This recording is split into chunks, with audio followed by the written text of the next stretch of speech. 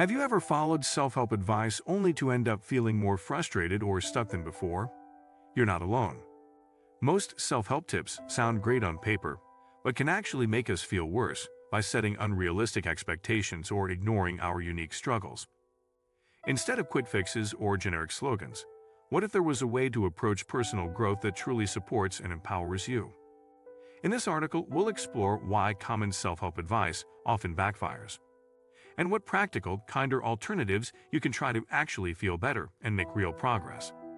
Today we will talk about why most self-help advice makes you feel worse, and what to do instead. So before we start, make sure to hit the like button and subscribe to my channel. 1. The tyranny of positive thinking. One of the most pervasive and damaging tenets of modern self-help is the unyielding demand for positive thinking. We are instructed to reframe every negative thought, to suppress sadness and anger, and to plaster a smile on our faces, regardless of our internal state. This toxic positivity creates an impossible standard, suggesting that any emotion other than joy is a sign of personal failure. When we inevitably experience sadness, grief, or frustration, we feel a double whammy of pain: the original emotion and the shame of not being able to think our way out of it. This denial of genuine human experience is a form of emotional gaslighting, teaching us to distrust our own feelings and to believe that there is something inherently wrong with us for simply being human. The truth is, all emotions, even the negative ones, serve a purpose. They are signals from our bodies and minds, providing valuable information about our environment and our needs. By forcing ourselves to be relentlessly positive, we are effectively silencing this internal guidance system, leaving us rudderless and disconnected from our authentic selves. 2. The illusion of quick fixes and instant transformation. The self-help industry thrives on the promise of instant results.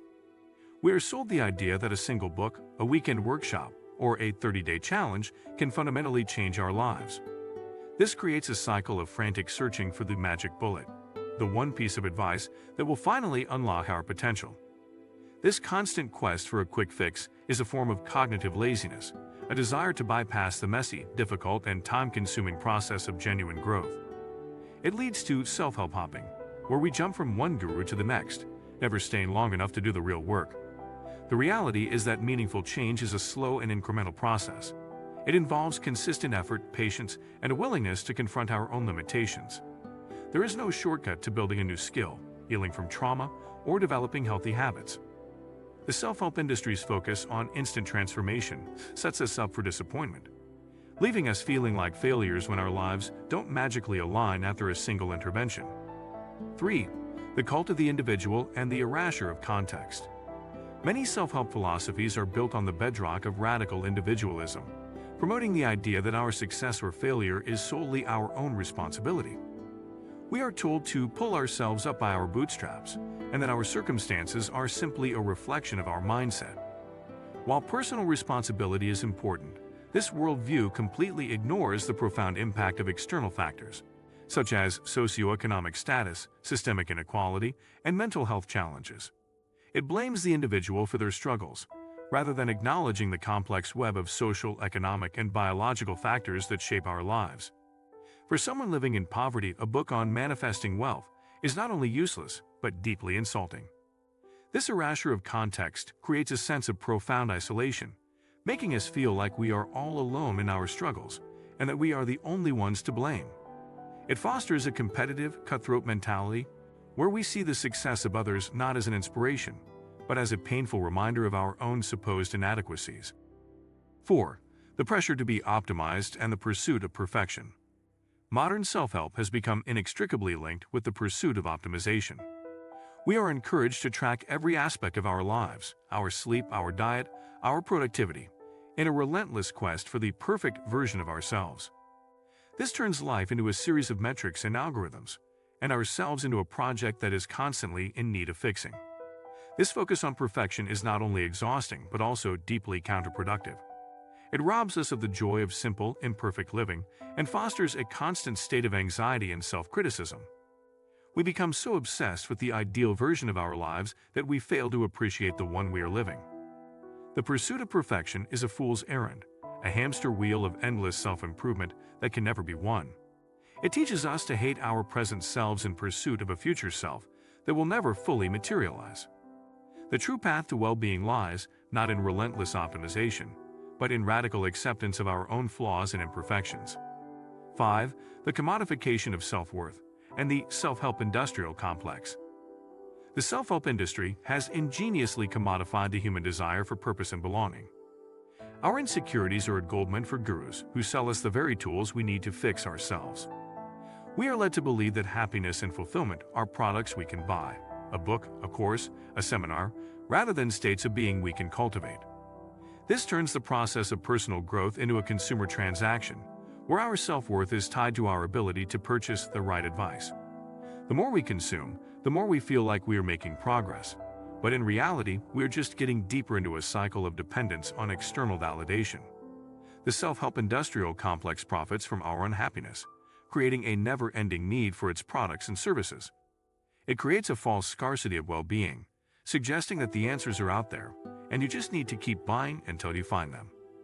6. What to do instead? Embracing self-compassion and imperfection. The antidote to the toxic effects of self-help is not a new and better self-help program, but a radical shift in perspective. Instead of relentless self-improvement, we should embrace the practice of self-compassion. This means treating ourselves with the same kindness, understanding, and empathy that we would offer a dear friend. It involves acknowledging our struggles without judgment, recognizing that imperfection is a part of the human experience, and understanding that our worth is not dependent on our achievements or our level of happiness.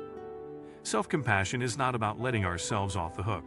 It's about creating a safe and supportive internal environment from which we can grow. It allows us to face our challenges with courage and resilience, knowing that we are not failures for simply being human. 7. The power of small, sustainable actions and finding your community. Instead of chasing after grand, life-altering transformations, we should focus on small, sustainable actions that are aligned with our values. This could mean dedicating 15 minutes a day to a hobby, spending more time in nature, or reaching out to a friend. These small, consistent steps are far more effective than the all-or-nothing approach promoted by most self-help gurus. Furthermore, we must move away from the isolated individualism of self-help and reconnect with our communities. We are social creatures who thrive on connection and mutual support. Sharing our struggles with others and offering our support in return reminds us that we are not alone. It allows us to see our own challenges through a more compassionate lens and to draw strength from the collective human experience. Most self-help advice often makes us feel worse because it sets unrealistic expectations, focuses on quick fixes, or ignores our unique struggles. Instead of chasing one-size-fits-all solutions, the key is to cultivate self-compassion, embrace small, sustainable changes, and develop personal awareness. If you like this video and would like to see more like it, please give it the thumbs up. Leave a comment and click the button to subscribe.